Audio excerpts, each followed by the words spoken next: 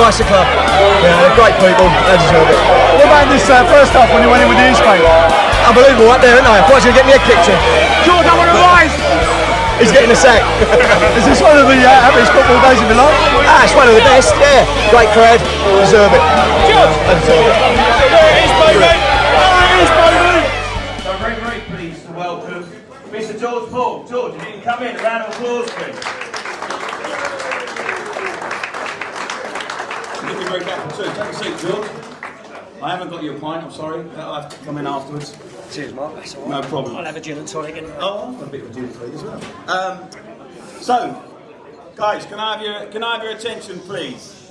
We are privileged to have George with us. Now, first things first, George, how many, it's been a little while since you come back. It has, yes. 7 or 8 years, I think. Quite a few. But it's good to be back. Club's changed. You know, a lot of new faces around. So yeah, it's been a good day so far. Good. He's pleased to see you. There's lots of stories, George. Let's start at the beginning. I've got about 6 questions I want to try and run through. I'm conscientious of time, and if someone near the window can let me know when the players come out, they can give me a bit of time. But the very first story, you're not even at the club. I was involved in this. We've got a new manager coming. Press release, and the new manager don't come. And then me and Andy Mayer are thrown in, and we're like caretaker managers for a few games, and then it ends up being a couple of weeks, and then you do come. I actually don't know this myself. Perhaps you just tell what was the story behind, is he coming, is he not coming, right back in the very beginning? Well, when obviously the job at, can you hear me at the back?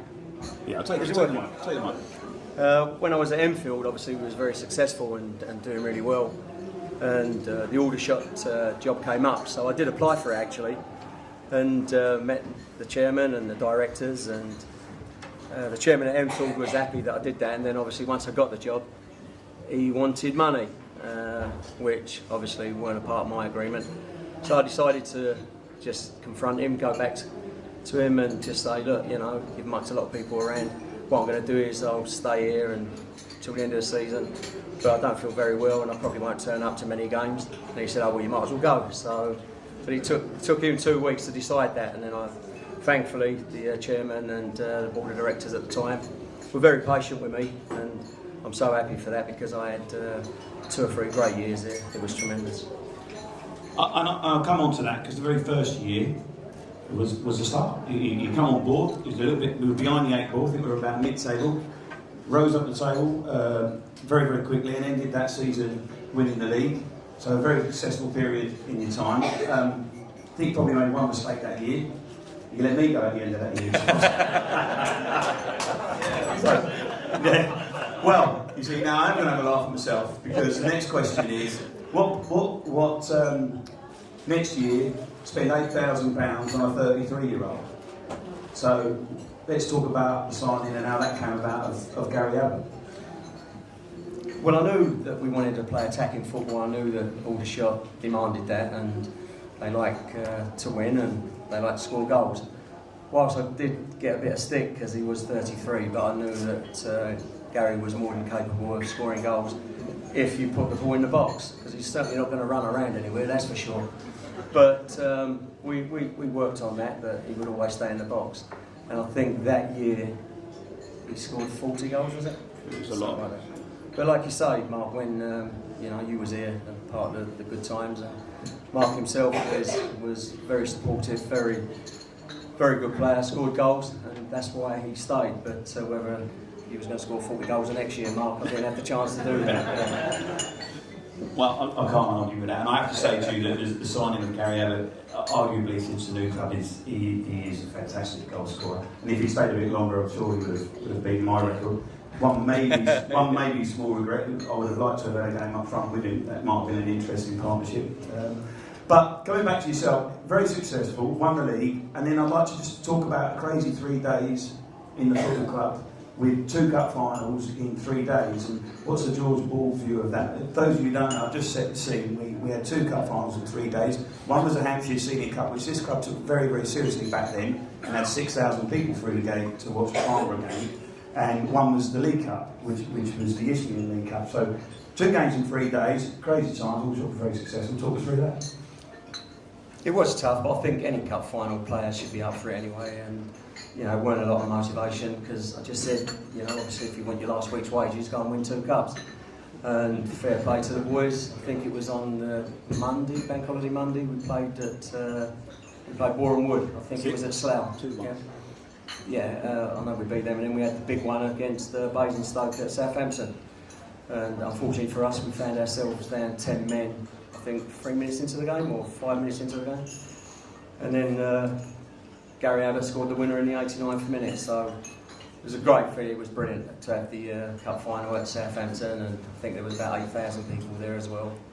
Obviously, mostly Aldershot, and it was a fabulous night. Still got the tapes and tried to keep the cups, but the club wouldn't let me have them, so I had to bring them back. Brilliant times. Now, perhaps a controversial character, George. It seemed like you courted controversy. I've got to say that because it followed you around, didn't it? So, what's your view on that situation? I don't want to bring up individual stories that people may know that might embarrass you, that might not embarrass you.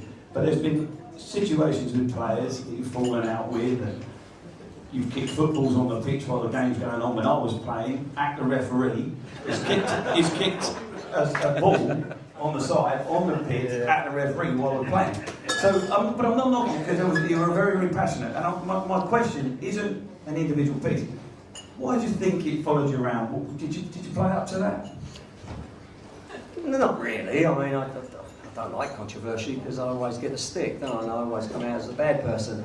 It's just that we all know in this country anyway, if you're a winner, people want to knock you down and people want to continue to have a go at you, and this is a big club.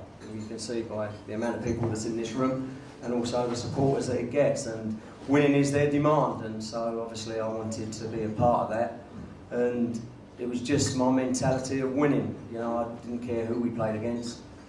You know, we had Bristol Rovers in the cup and we took them to a replay. But it was just, didn't matter who we played against, it was a case of trying to win. And obviously, referees always got in the way with their poor decisions. We've already seen one there with a penalty, you know.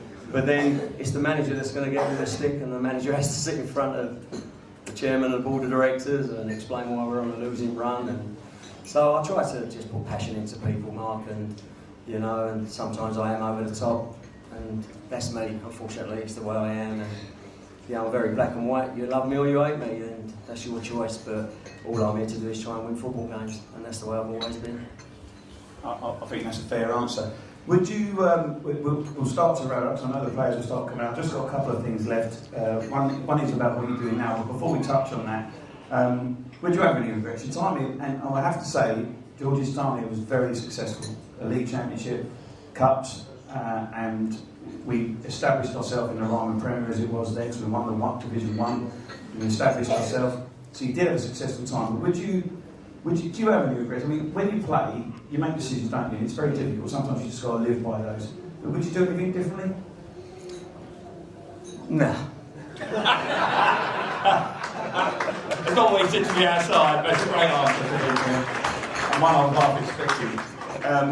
Brilliant. As we move forward, so what has George Borg been up to? We had a couple of games against each other. I was managing at Ashford, and you was managing at Boreham Wood, and stuff like that. So we've come across each other in the same sort of leagues. I know recently at Enfield, but do you still have a desire to managing the game? You still do in America? What's George Borg up to now? After the fiasco at Enfield, unfortunately, but you know, that's another story.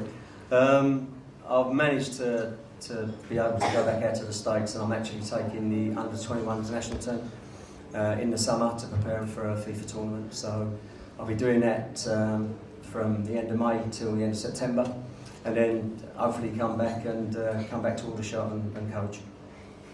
That would be great, actually. Fantastic. Listen, the players are coming out, and it was in haste. I would like you to give a massive round of applause, please. George Borg, thank you very much for it.